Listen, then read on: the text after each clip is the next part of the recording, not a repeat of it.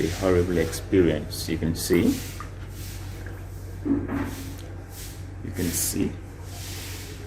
water everywhere. I'm even trying to be careful so that I don't get drowned in the pool.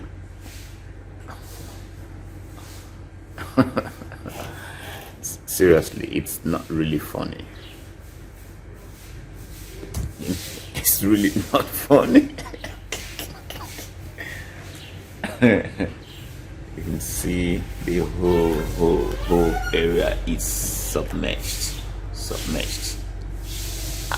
See water. And they say, this one no be get to full area. We don't do civilized. And they say, Lagos State government, safe area. If na Lagbado, go say Lagbado. If na Songo, go say Surulere. The patient no dey, you know near now. No Lagos governor so far don't get sense to work on drainage. All of them. The one where they do road, they say that they do drainage. See, now swimming with it. Una no say that the problem of Lagos be this once rainfall, drainage, and everything. They scatter people's house. See, this is not if say na your car. Show this. No, I don't want to show. No, let me enter car. See now. What's your leg? The distance.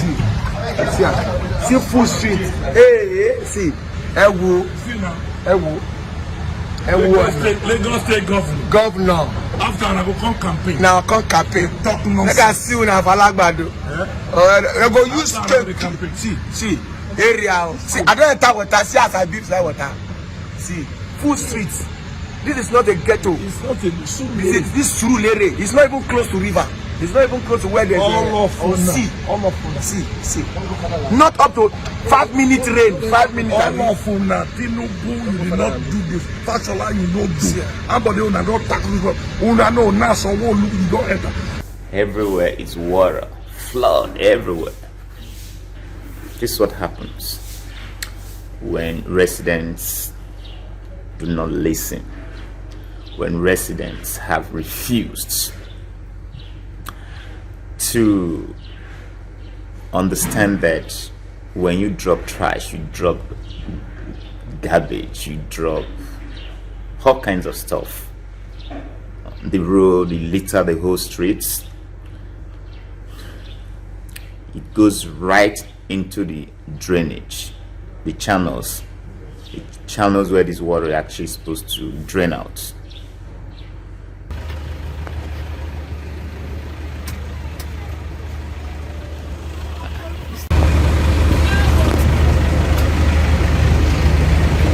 Just imagine the waters.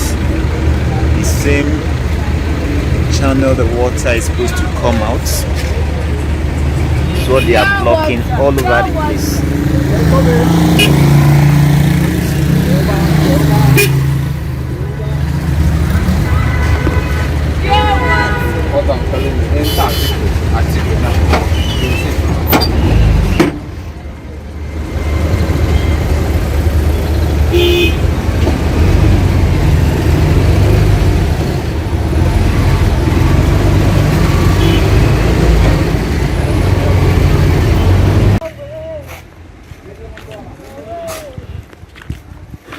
Yeah, just like what I said, you can see the indiscriminate dumping of refugees by residents. You can just see how wouldn't this drain into where water is supposed to flow out completely. So it leads to serious blockage. You can imagine, just take a look of the area. This is absolutely irresponsible of residents. I can barely even breathe. The stench that is coming out of this is horrible. It's horrible. The stench that is coming out of this is horrible. Just take a look. This is absolutely irresponsible of residents. And I can't even begin to talk about the hazards that can break out of this: cholera, diarrhea, all kinds of stuff. You can see epidemic diseases that can break out of this. It's absolutely. See, can barely breathe. Can barely breathe. So you can see it's really bad. See, these residents' irresponsible behavior. If all these trashes are better channeled, if they are better channeled, you see that the issue of flooding that we're experiencing would really reduce. And then we are not even talking about the issue of climate change. Look at residents, and then they live in area like this where the stench from this garbage, you can't even begin to talk about the breakout of epidemic diseases. Yeah, look at the gutters here. See, blocked. How do you expect water to freely flow from these gutters?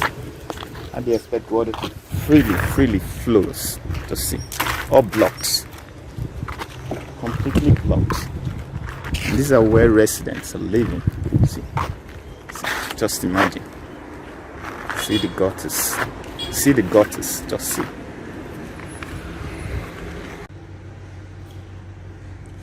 You can see the water. You can see practically stepping into water. You can see water all over the place. This is the danger of indiscriminate refuse disposal. You can see it's everywhere. I can't even step out. It's horrible. It's horrible. I'm telling you, it's horrible. It's horrible. I had to come out to make this video in continuation, sequel to the video I made last time on flooding. And residents have refused to learn a lesson or two, knowing that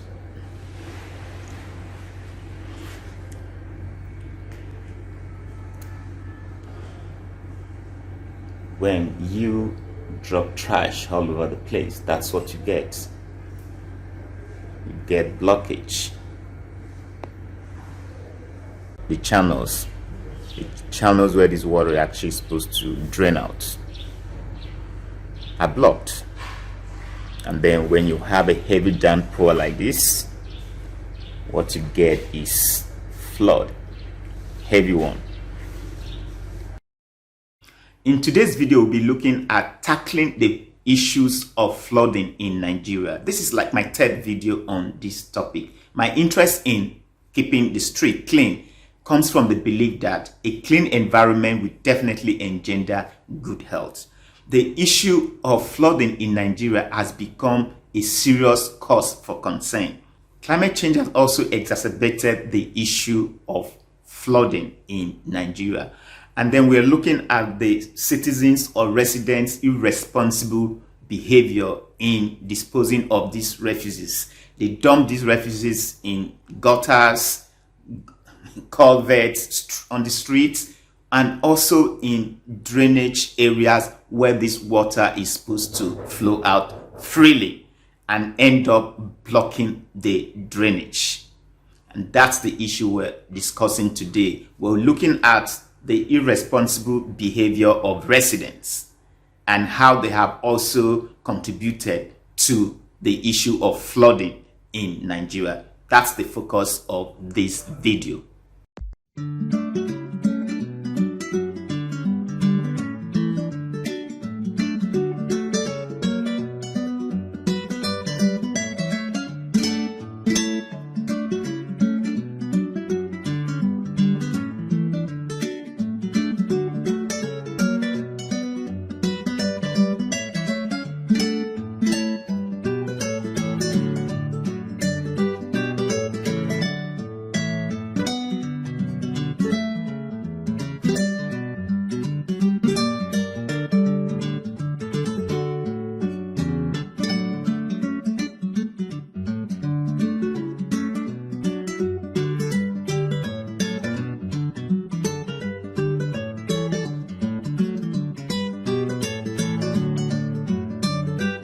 as this drainage or channels where this water is actually supposed to exit are blocked, this will cause a serious wash out of the topsoil and then give rise to erosion gullies, just like what we are seeing from this video.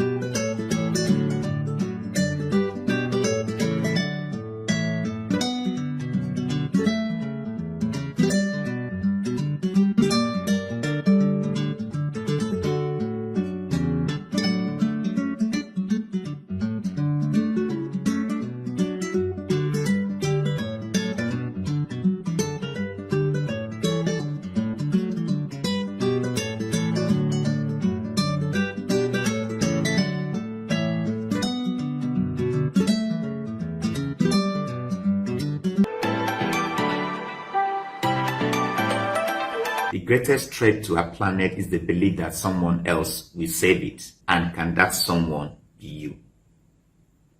This can impede vehicular movement and cause serious gridlock. This flood can also flow into people's houses, and you know what this means? It means that it has a tendency of weakening the foundation of these houses, collapsed buildings that gets reported every now and then. If that area is prone to incessant flooding, you can see that it has a tendency of weakening the foundation of the house, and could also contribute to why houses are collapsing every now and then, beyond just the poor building material. So this is one of the effects of flooding.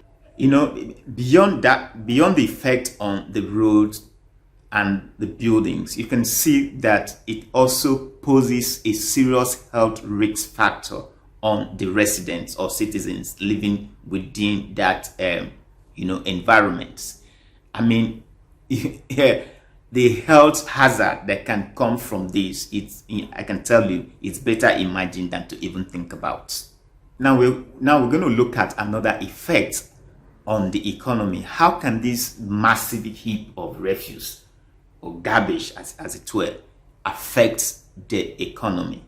That's what we are going to look at as the next effect of indiscriminate dumping of refuse on the streets. Encroachment of this heap of garbage on passable roads will definitely hinder vehicular movement, commuting of other economic agents, and other economic activities. This can also discourage business activities, as no one would want to come to do business in an environment that is dirty, and this will have a serious impact on the standard of living of the, especially for those who depend on daily income for their survival. So there is every need for us to act responsibly when it comes to refuse disposal, because the sad reality is this: if we don't, these careless actions will have a toxic impact and will definitely come to haunt us tomorrow. And we should know that everything we do today will somehow find its way sooner or later back to us. So what is the solution to this menace? Yes, this is a public nuisance. If not for anything, how can this be mitigated, if not completely eradicated? This is what we are going to look at next.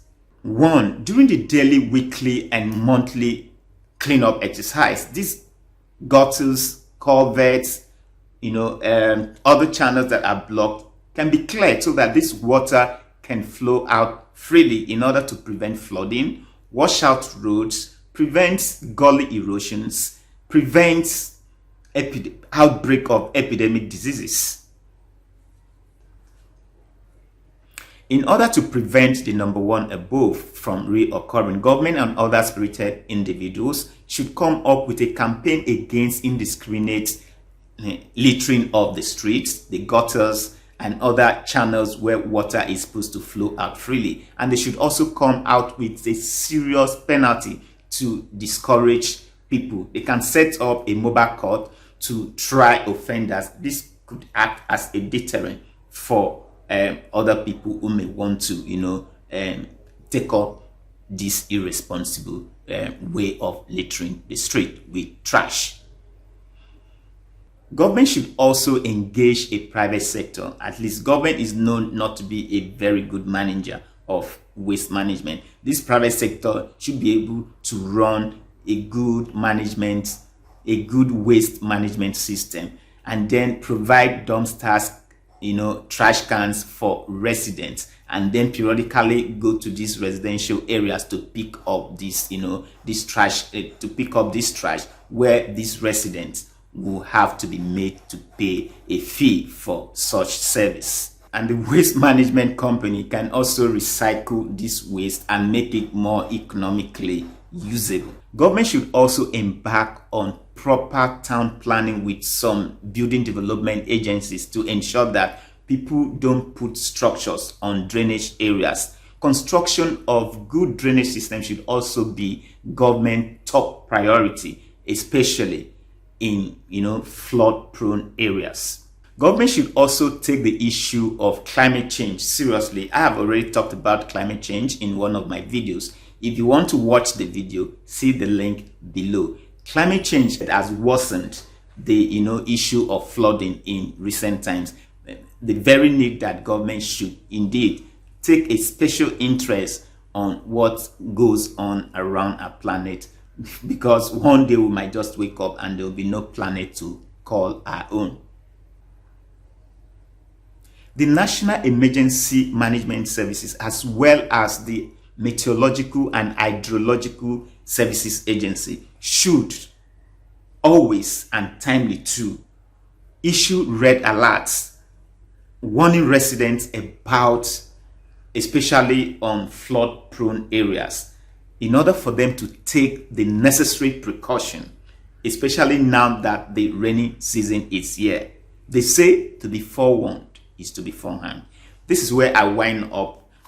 Before I wind up for today, the National Emergency Management Services, as well as the Meteorological and Hydrological Services Agency, should always and timely too issue the red alerts warning residents on flood prone areas in order for them to take the necessary precaution, especially now that the rainy season is here. They say to be forewarned is to be forearmed. As I wind up this video, I want to let you know that the greatest threat to the environment is the belief that someone else will save it. That explains why some of us, while in Europe, would never dare to drop a trash on the floor. But the moment we step into Nigeria and hit that Murtala Mohammed International Airport, the first thing that will let us know that we're in Nigeria is dropping off the wrap of a sweet or chewing gum right there on the airport tarmac, because they believe that here in Nigeria, the only one that can save the planet is, of course, not me, but someone else. This is where I draw the curtain for today. If you like my video, please do give it a thumbs up, strike on that notification bell, leave your comment down below, and do not forget to subscribe to this channel. Stay awesome until I see you pretty soon. Peace out.